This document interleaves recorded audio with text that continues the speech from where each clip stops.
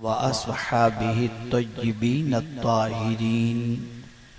أما بعد فأعوذ بالله من الشيطان الرجيم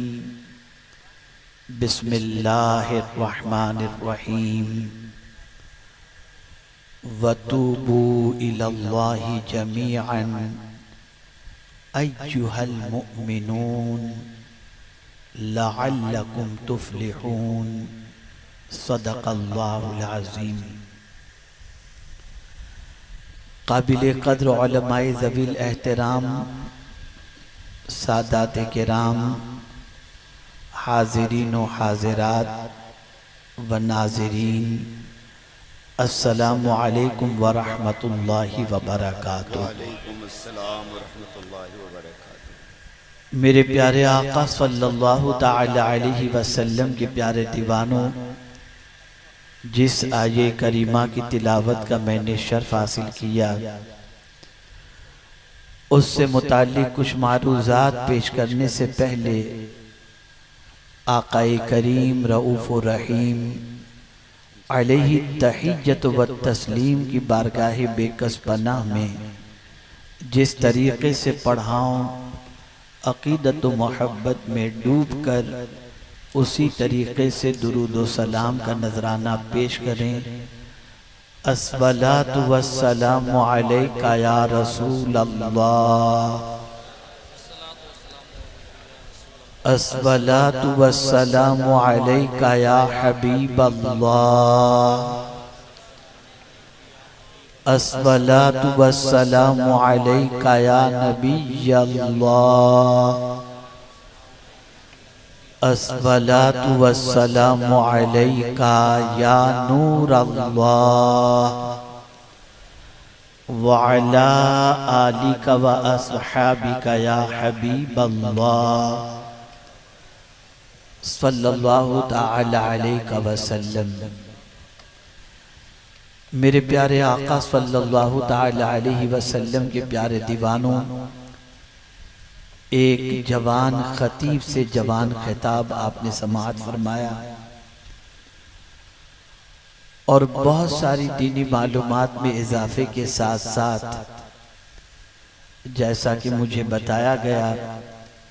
کہ آپ میں سے بہت ساروں نے جہیز کے مطالبے کے سلسلے میں نہ کرنے کا عہد کیا۔ اللہ رب العزت جل جلالہ آپ سب کو استقامت نصیب فرمائے۔ میرے پیارے آقا صلی اللہ علیہ وسلم کے پیارے دیوانوں، اس وقت سب کا دل گھبراتا ہے، کہیں کسی کو سکون، اطمینان، چین نظر نہیں آتا، ڈر بھی لگتا ہے، بے چینی بھی محسوس ہوتی ہے، گھبراہٹ بھی ہوتی ہے، سکون کی نیند بھی نہیں آتی، اور ایک عجیب سی کیفیت سے آج کا انسان دوچار ہے۔ انسان یہ تصور کرتا ہے کہ یہ بے چینی کی وجہ کیا ہے، تو کبھی ڈاکٹر کے پاس چلا گیا، کبھی کسی بزرگ کے پاس چلا گیا، کبھی کسی کے پاس جا کر وہ اپنی بے چینی اور بے قراری کے سلسلے میں عرض کرتا ہے، تو کہیں نیند کی گولی مل گئی، کہیں کوئی وکس بام مل گیا، کہیں کوئی اور آئنٹمنٹ مل گیا کہ سر میں لگا لو تمہیں نیند آ جائے گی، یہ پانی پی لو تمہاری گھبراہٹ دور ہو جائے گی، یہ پانی پی لو تمہاری بے قراری دور ہو جائے گی۔ لیکن کبھی ہم نے یہ جاننے کی کوشش نہیں کی کہ آخر اس بے قراری کی وجہ کیا ہے، اس بے چینی کی وجہ کیا ہے، اس ڈر کی وجہ کیا ہے، اس کمزوری کی وجہ کیا ہے۔ اے رسول اعظم صلی اللہ علیہ وسلم کے دیوانوں، اس کی سب سے بڑی وجہ یہ ہے کہ انسان اپنے دامن کو جب گناہوں سے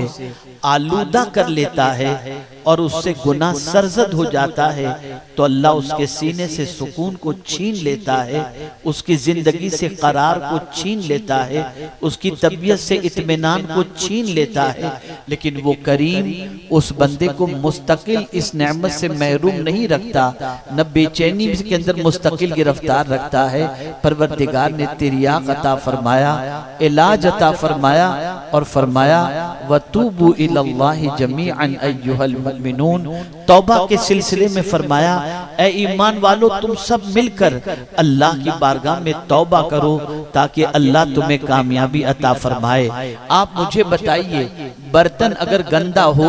اور اس گندے برتن کے اندر بریانی رکھی جائے کوئی کھانے کے لیے تیار نہیں ہوگا، گندے برتن کے اندر اگر روٹی رکھی جائے کوئی کھانے کے لیے تیار نہیں ہوگا۔ ہمارا وجود گناہوں میں ڈوبا ہوا ہے، سر تاپا اللہ کی نافرمانی میں ہم زندگی گزار رہے ہیں، اور اس کے بعد اگر ہم دیکھیں تو نماز پڑھتے ہیں لذت نہیں ملتی، روزے رکھتے ہیں لذت نہیں ملتی، عمرہ کرتے ہیں لذت نہیں ملتی۔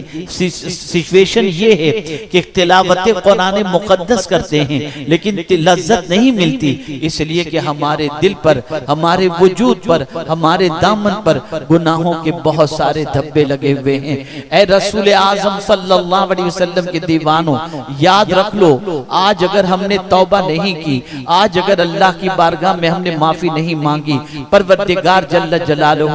مرنے کے بعد اگر کوئی توبہ کے بارے میں اللہ کی بارگاہ میں عرض کرے گا موقع نہیں دیا جائے گا۔ آئیے ایک واقعہ میں آپ کے سامنے عرض کروں تاکہ آپ سمجھ سکیں۔ میرے پیارے آقا صلی اللہ علیہ وسلم کے پیارے دیوانوں، ایک بزرگ شہر میں گھوم رہے تھے اور لوگوں سے چلا چلا کر کہہ رہے تھے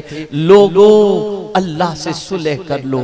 لوگو اللہ سے صلح کر لو، لوگو اللہ سے صلح کر لو۔ لیکن کوئی انسان سمجھ نہیں پا رہا تھا کہ بزرگ کے کہنے کا مقصد کیا ہے۔ اور کچھ دنوں کے بعد وہی بزرگ قبرستان میں ملتے ہیں لوگوں کو، تو وہاں قبرستان کے اندر پہنچنے کے بعد قبر والوں سے کہتے ہیں اے لوگو